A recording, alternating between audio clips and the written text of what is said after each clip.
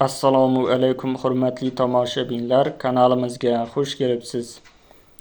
Bugun katta jinoyat haqida ma'lumot beramiz. Ya'ni 643 milliard so'mdan ziyod pullarni talon-taroj qilishdi. Agar kanalimizda yangi bo'lsangiz, obuna bo'lib qo'yishni unutmang. 643 milliard so'mdan ortiq byudjet mablag'ini talon-taroj qilganlik holati fosh etildi.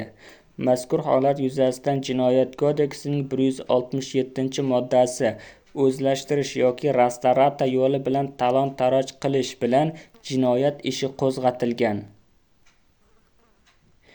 Bosh prokuratura huzuridagi Iqtisodiy jinoyatlarga qarshi kurashish departamenti tomonidan Soliq qo'mitasining Compliance va korrupsiyaga qarshi nazorat boshqarmasi bilan hamkorlikda o'tkazilgan tekshiruvda 643,2 milliard so'mlik byudjet mablag'larini talon-taroj qilish holati aniqlandi.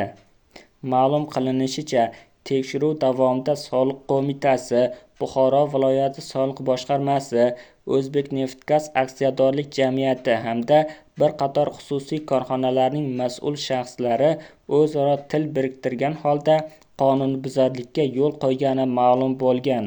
Tergovga qadar tekshiruv materiallariga ko'ra, sho'rtan gaz kimyo majmuasining ishlab chiqarish quvvatini kengaytirish bo'yicha ko'rsatilgan 5,3 trillion so'mlik xizmatlar qo'shilgan qiymat solig'idan ozod etilgan bo'lsa-da, mansabdor shaxslar mazkur soliq summasini elektron hisob fakturalarga noqonuniy ravishda kiritgan.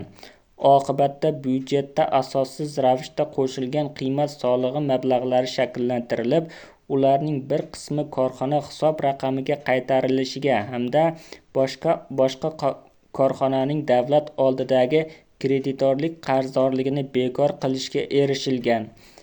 Dastlabki hisob-kitoblarga ko'ra, ushbu harakatlar orqali 643,2 milliard so'm byudjet mablag'i o'zlashtirish va restorata qilish yo'li bilan talon-taroj qilingan.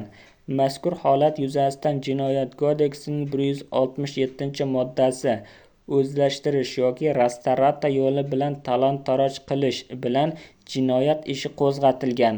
Hozirda tergov harakatlari olib borilmoqda. Manba: darakchi.uz sayti.